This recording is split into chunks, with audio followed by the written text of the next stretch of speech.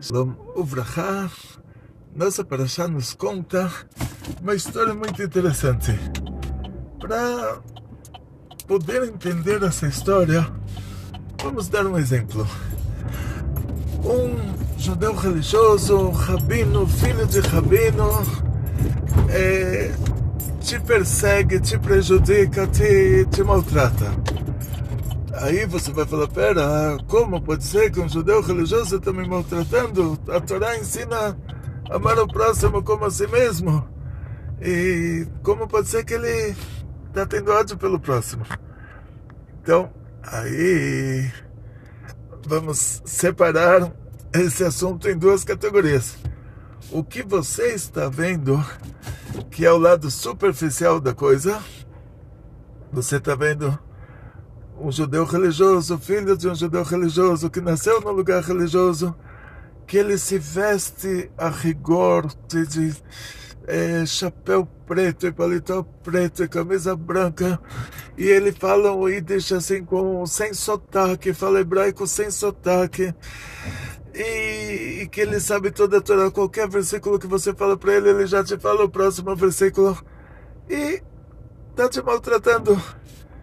Então, espera, o que você está vendo é o lado superficial dessa pessoa. Mas e a alma dessa pessoa, isso você já não é capaz de ver. E o que está causando, sendo que essa pessoa ele tem todas as ferramentas para ser uma pessoa boa, mas todas as ferramentas mesmo. E na hora que ele está te maltratando, essas ferramentas se tornam um argumento contra ele.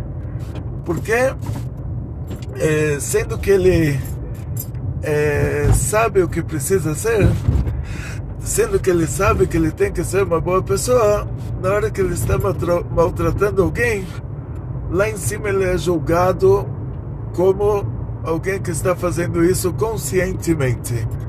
Ou seja, o Tribunal Divino decreta para ele um castigo que é decretado para uma pessoa que está fazendo mal conscientemente, que ele está consciente do mal que ele está fazendo, quer dizer, ele conhece Deus e tem intenção em lutar contra ele, contra Deus, ou seja, ele está fazendo contra Deus, contra a vontade divina, e ele sabe o que é a vontade divina. Então, essa mesma divisão a gente vai ter que fazer no caso de Moshe Rabbeinu e de Korach, que era exatamente isso que aconteceu lá. O Moshe Rabbeinu, quando ele era um nenê, quando ele estava com 3 meses de idade, a mãe dele conseguiu esconder ele do decreto do faraó durante 3 meses. Depois de 3 meses, o exército egípcio já estava rondando. Eles tinham um levantamento, eles tinham uma organização muito boa. Eles tinham um levantamento de todas as mulheres grávidas e eles sabiam que essa criança provavelmente nasceu. E a mãe ficou com medo. Depois de 3 meses já não tinha mais como esconder. Ela colocou ele numa cestinha, colocou ele no rio, e a irmã dele, a Miriam, ficou próxima para ver o que iria acontecer. Chegou a filha do faraó para se converter ao judaísmo, mergulhar no rio Nilo para se purificar das idolatrias do pai dela. Assim diz o Midrash. E nessa hora ela vê esse nenezinho. Ou seja, ela é a pessoa boa, fazendo uma coisa boa, e Hashem já, dentro da regra judaica de mitzvah, goreret mitzvah, e megalgalim zchut alidei zakai, que Hashem faz uma coisa boa acontecer por meio de uma pessoa boa. Então, dentro dessa regra, a filha do faraó recebe esse prêmio lá de cima. Ela pegou o nenezinho, Moshe Rabbeinu, que 80 anos depois ele tiraria o nosso povo do Egito, e o nenezinho estava chorando, e um nenê chorando, é que o nenê está com fome. A filha do faraó estava cercada de ajudantes. E naquela época não era como hoje, que a mulher tem um filho com 35 anos de idade. Naquela época as mulheres se casavam cedo. Com 14 anos a mulher já se casava, já tinha um filho por ano. Então todas as ajudantes tinham leitinho nos seios. E todas as ajudantes tentaram dar de mamar para Moshe, para o neném, e não conseguiram. Ele virou a cara, ele não quis. Era uma alma muito elevada. A Miriam estava próxima, ela falou para a filha do faraó, para a princesa, ela falou, olha, eu tenho uma mulher judia que pode dar leite para ele. Foram para a casa dela, levaram Moshe para a mãe dele, aí ele mamou da mãe dele, a filha do faraó colocou soldados dela lá do lado da casa e falou, cara, esse neném é meu, daqui a 3 meses, daqui não era 3 meses, aí 3 meses era a idade que ele tinha, o Adão jogou a culpa na Eva, a Eva jogou a culpa na cobra, eu sempre jogo a culpa no trânsito de São Paulo, né? Mas essa aula, entre a aula da sinagoga e a aula da ONG, a nossa aula é do canal aberto. Então é a aula, o tempo que eu tenho para ela, esse tempo no trânsito mesmo. Mas então, dizem nossos sábios que depois de 2 anos a criança desmama. 2 aninhos, né? Tem muitas mães que acham que tem que desmamar antes, não é certo? Então tem que dar de mamar para o neném 2 anos.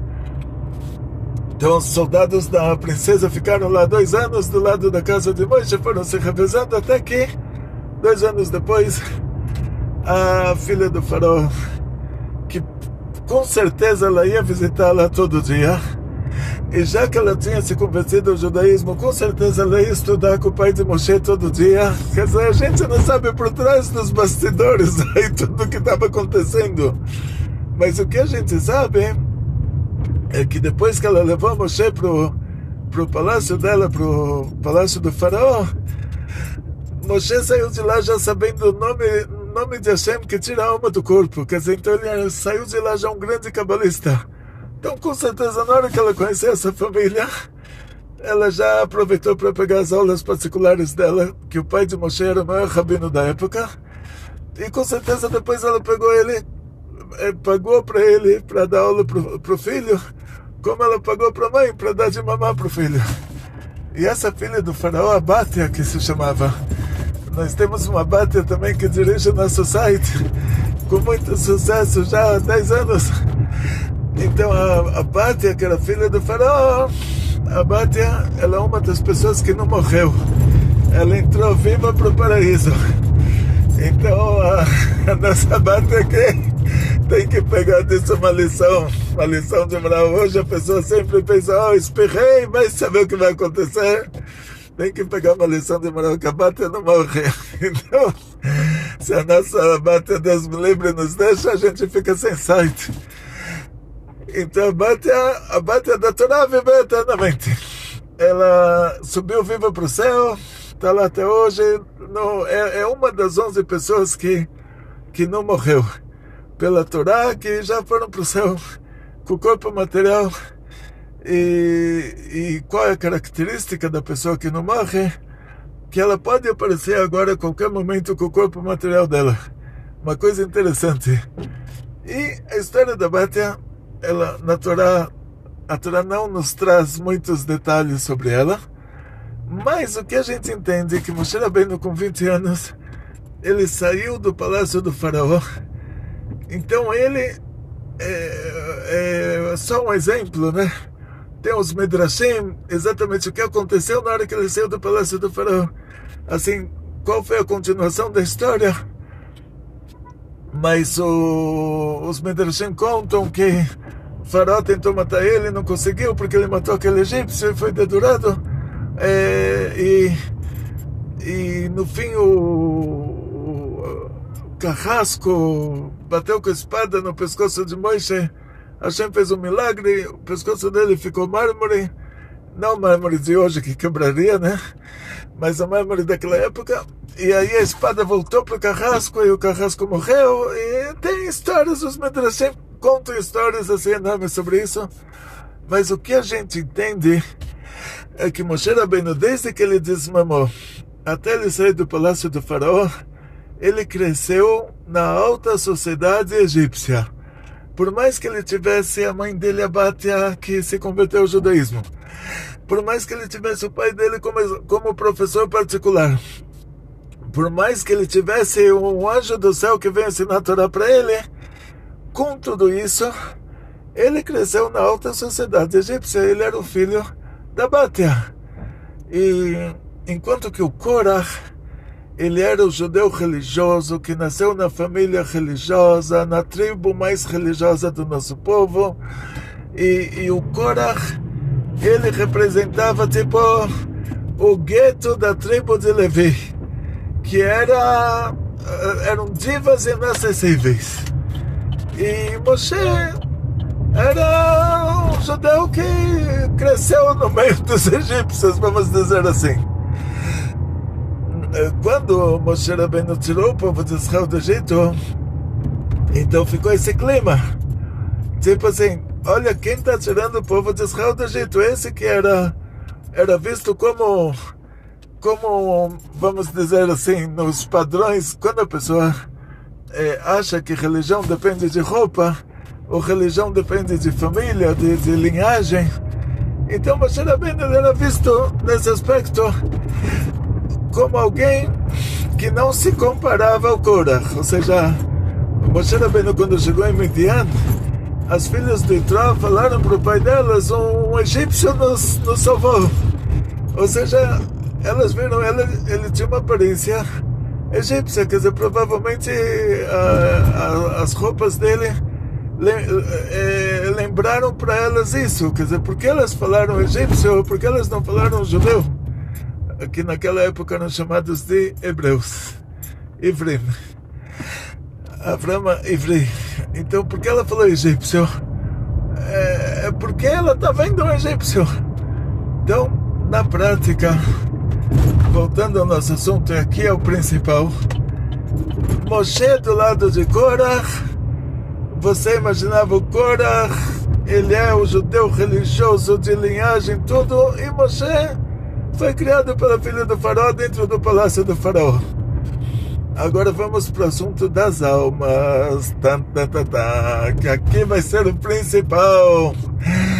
E tudo vai acontecer por causa disso. Tudo começa no paraíso.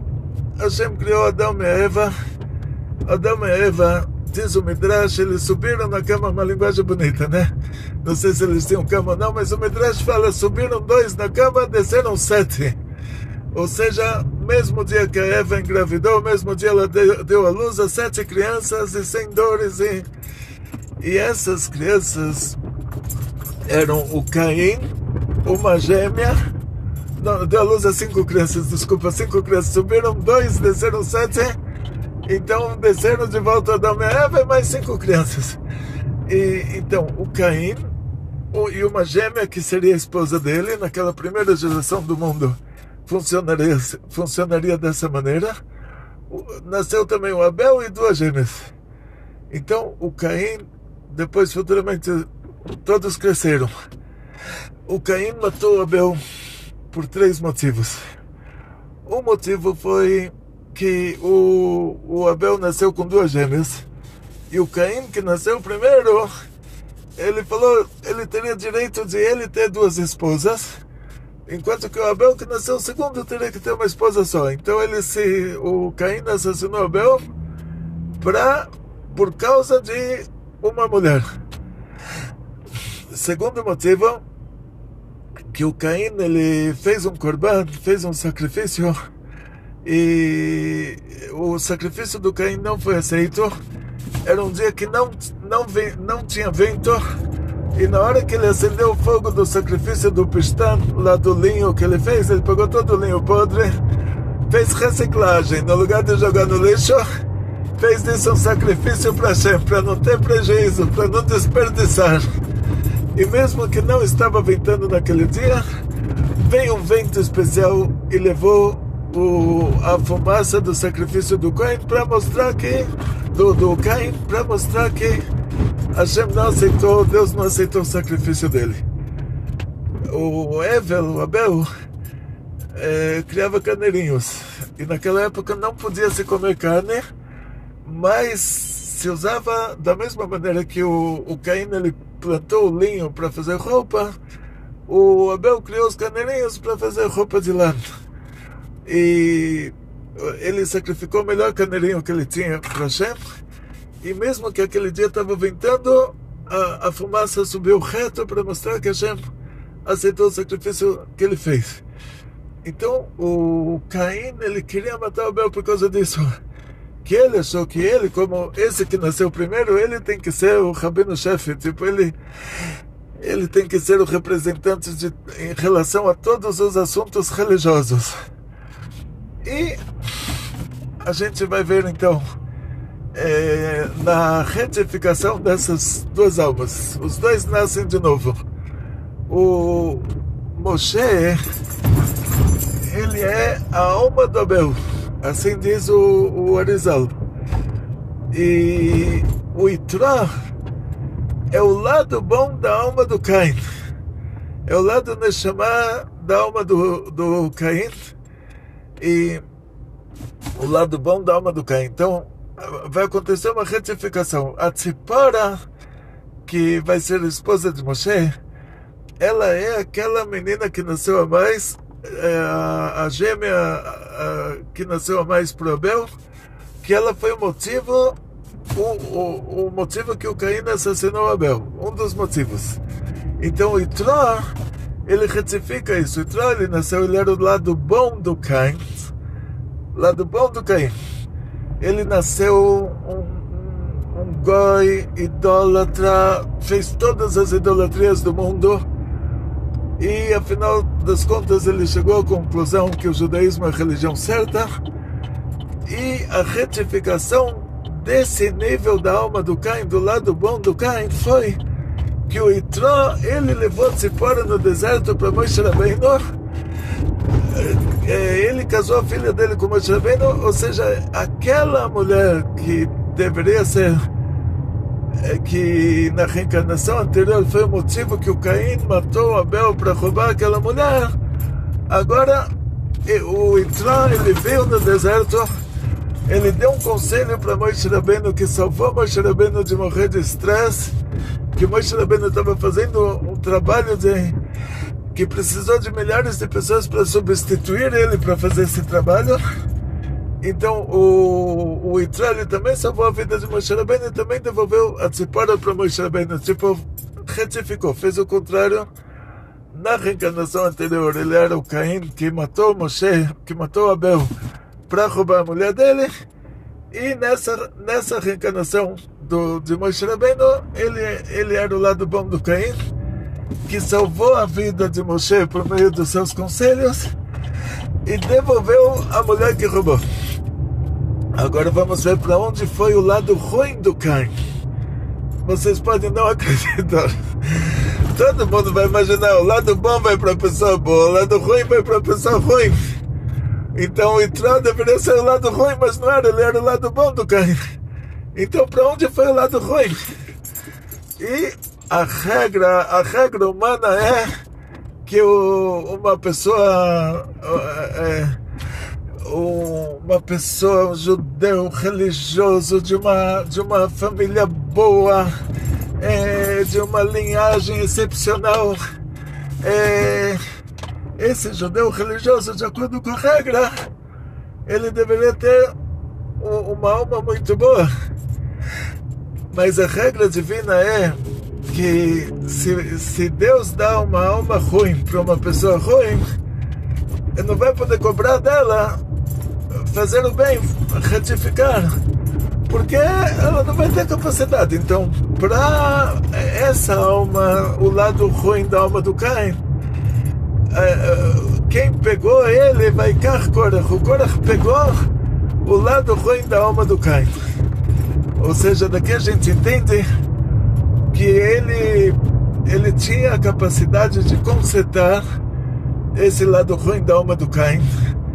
E como nós dissemos antes, o Caim matou Abel tanto por causa do motivo da mulher a mais que tinha o Abel, quanto por causa do motivo que Hashem não aceitou o corban do Caim e aceitou o corban do Abel.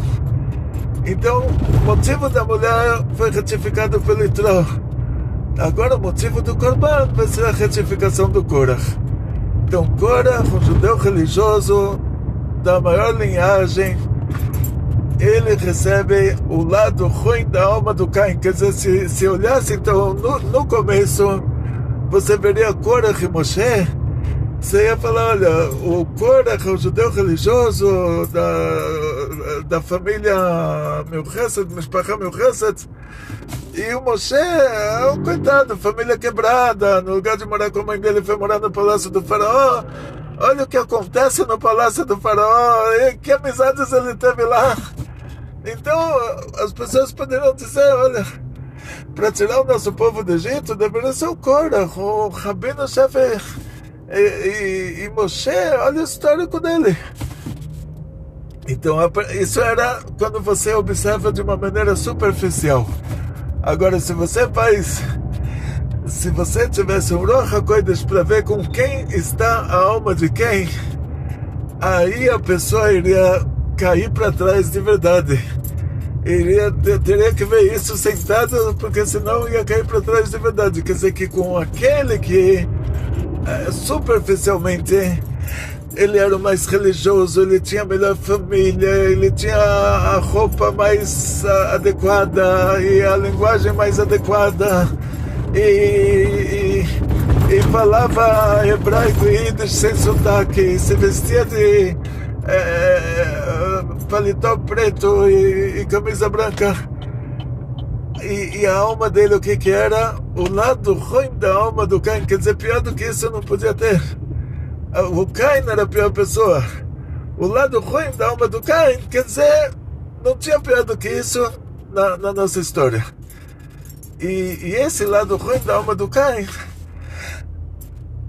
ele é consequência, a retificação dele é que a alma do Caim foi afetada por ter assassinado Abel, pelo motivo de querer ser o representante religioso da família.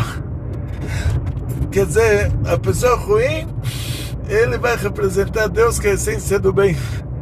E Deus não aceitou isso, então ele assassinou o irmão e afetou a alma dele do pior jeito possível. E agora seria a retificação. A retificação seria assim: o Korach aceitar que Moshe, ele é o representante oficial do nosso povo, mesmo que ele não tem aquela aparência judia religiosa que Moshe tem. Ele não tem...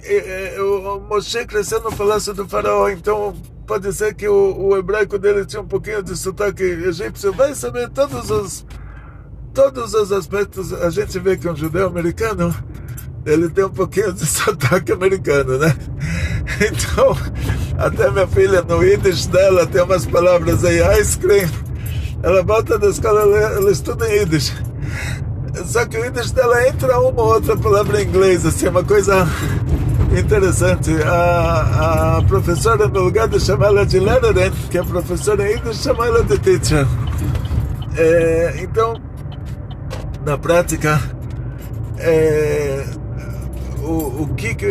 o que aconteceu na nossa parashá foi isso, que a pessoa que de uma maneira superficial ele deveria estar na função religiosa, mas de uma maneira interior ele tinha uma alma que era o lado ruim da alma do Caim. Então a retificação dele era falar para Moshe Rabbeinu: olha, todo esse assunto dos korbanot, todo esse assunto do trabalho divino, você que é o responsável, você decide quem vai ser o responsável por cada coisa. Como o Yitro, que ele retificou o fato do Caim ter assassinado Abel para roubar a mulher dele, Então entrou, ele também salva a vida de Moshe, dando os conselhos, e também dá aquela mulher para Moshe. Então a retificação do Korach deveria ser igual. Ele deveria falar para Moshe: olha, tudo que Moshe decidir em relação aos assuntos religiosos do nosso povo está decidido. E no lugar disso, ele fez uma revolução contra Moshe. E na hora que ele fez essa revolução, aparentemente ele teria sucesso total, porque está se tratando de um cargo religioso, de uma função religiosa. E ele é a pessoa que superficialmente, exteriormente, ele tem a aparência mais religiosa. Ele tem a família mais religiosa, ele tem a aparência mais religiosa. E então, em conclusão, Moshe Rabbeinu falou para ele: olha, se você morrer como qualquer pessoa, então quer dizer que não foi Deus que me mandou. Agora, se a terra se abrir para se receber, quer dizer, um milagre sobrenatural que não aconteceu em nenhuma época, a não ser quando o Caim matou Abel. Que lá aconteceu um milagre, que a terra se abriu para receber o sangue de Abel. Então Moshe falou: agora, se acontecer esse milagre de novo, quer dizer que vai ser a retificação do Caim. Ou seja, que agora a terra vai se abrir para receber o Caim, para receber o Korach, que era a alma do Caim, que era o lado ruim da alma do Caim. Então, vamos lá. A pessoa pode retificar o que ele fez errado de duas maneiras. De um jeito positivo, fazendo tshuva pelo que ele fez e consertando o que ele fez de uma maneira positiva, ou Deus me livre, de um jeito negativo, que aí acontece para ele o que ele fez para o outro. E aí, por causa que o Caim, ele tinha matado Abel por motivos religiosos, que ele queria que o corban dele, agora só ele vai poder fazer korbanot, só ele vai poder fazer sacrifícios para Hashem, não tem mais concorrência no meio religioso. E agora, por causa disso, que ele não retificou isso da maneira adequada, da maneira positiva, aí ele vai ter que retificar medida por medida. E aí aconteceu que a terra se abriu e o Korach caiu dentro. Daqui a gente aprende uma coisa bem, vamos dizer assim, uma regra básica no judaísmo, que você não tem como saber quem é quem. Isso é a primeira coisa. Você vê um judeu religioso de paletó preto, de chapéu, de camisa branca, mas você não sabe a alma de quem ele tem, qual que é a alma dele. Então, tem um caso desse só para... Oi, bem, o trânsito de São Paulo, até no Butantã, um caso desse só para contar para vocês uma história. A gente termina nossa aula com essa história. O Hillel, na época do Hillel, na época da Mishnah, tinha uma pessoa que não era judeu, estava passando do lado de uma sinagoga, e essa pessoa, ele ouviu a aula dentro da sinagoga, e uma aula sobre as roupas do Kohen Gadol. E nessa aula sobre as roupas do Kohen Gadol, ele entrou na sinagoga e perguntou: quem vai vestir essas roupas? E aí o professor Lamed falou: essas são as roupas do Kohen Gadol. O Kohen Gadol, ele vai vestir o sumo sacerdote. Aí a pessoa falou: então eu quero me converter ao judaísmo, mas com a condição que eu vou ser o Kohen Gadol, eu vou vestir essas roupas, eu vou ser o sumo sacerdote. Ele foi para o Shammai. Shammai era Av Betadin. O Shammai colocou ele para fora, falou: essa pessoa quer ser importante, assim, ele quer se converter ao judaísmo só por mania de grandeza. Ele foi para Hillel. O Hillel falou para ele que aceita a condição, mas falou para ele que Kohen Gadol tem que fazer curso de Kohen Gadol. Então começaram a estudar. até que eles chegaram numa parte da Torá que está escrito Azar Akarev Yumat. O estranho que se aproximar vai morrer. E nessa parte de Azar Akarev Yumat, aquela pessoa perguntou, então, quem é esse estranho? Que aí o Hillel falou para ele, até se for Davi, o rei de Israel, ele também entra nessa categoria. Então, a pessoa falou, então não quero mais ser o Kohen Gadol. Não quero mais ser o Kohen Gadol. Então ficou... ele se converteu ao judaísmo sem precisar ser o Kohen Gadol. Aí o Rebbe perguntou, como pode ser que o Hillel aceitou fazer a conversão dele? Ele queria ser o Kohen Gadol, o Shammai estava certo. Aí o Rebbe falou, não, o Hillel, ele viu o que está por trás disso. A pessoa, na hora que ele ouviu a aula sobre aquelas roupas, ele imaginou que esse que vai vestir essas roupas tão religiosas, ele vai ser a pessoa mais religiosa do povo. Por isso ele falou, ele quer ser o mais religioso. E por causa disso, o Hillel, ele fez o guior dele. Ele aceitou ele explicou para ele que o rei Davi, que não vestia essas roupas, ele era mais religioso do que o Kohen Gadol. Aí a pessoa entendeu. Então, no caso do Korach, foi o contrário. Ele não queria ser a pessoa mais religiosa.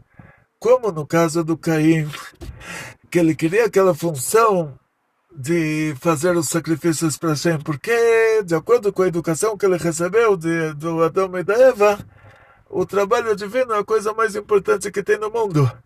Então, ele queria aquela função para ele ser a pessoa mais importante. E não por motivos religiosos, vamos dizer assim.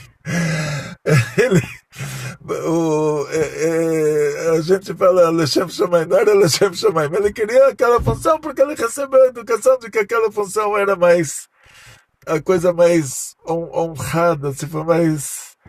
não sei como se fala em português. Ele queria aquela função para esnobar os outros, que ele é o Kohen Gadol e ninguém é o Kohen Gadol. E no caso daquela pessoa, que ele imaginou que quem veste essas roupas é mais religioso do que quem não veste essas roupas, ele queria vestir aquelas roupas porque ele queria ser mais religioso. Ele falou, já vou me converter ao judaísmo, vou ser mais religioso. Não vou perder uma mitzvah. Isso que o Hillel viu nele, o Hillel explicou, olha, o principal não são as roupas, o principal é, seja como o rei Davi, tem uma alma pura, entende? O principal é o trabalho que você vai trabalhar com as suas midot, com o principal é o trabalho divino, o principal não é como vão ver você, como você vai ser visto pelas outras pessoas, mas sim o que você tem que fazer. Então, chegamos à nossa ONG. Está aqui o nosso queridíssimo Chaim, o Cauã, o filho da Simone, que ele está aqui construindo para a gente o segundo piso. Está aqui o nosso cão de guarda também. Chaim, mostra para eles um pouquinho. Shalom a todos. Na verdade, nós já terminamos ali já o segundo piso, o cercado. Nós estava pintando ele. Deixa eu subir ali para mostrar melhor.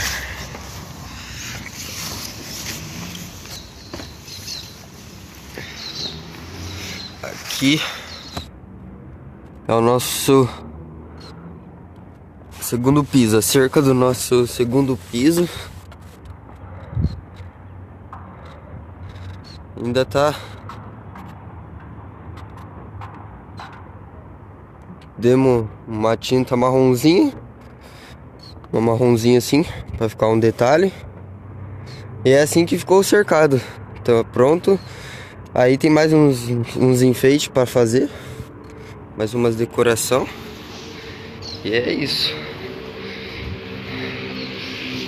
Aí, pra nós estudar ali em cima, cabala, fazer os estudos ali em cima e conseguir ter um estudo melhor.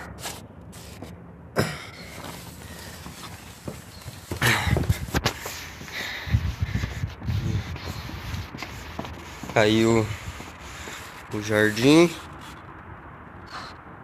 O jardim.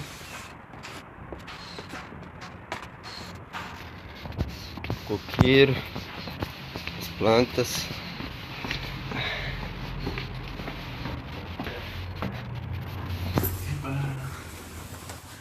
Uau, então muito sucesso para todos, muita saúde, muito dinheiro, muitas felicidades.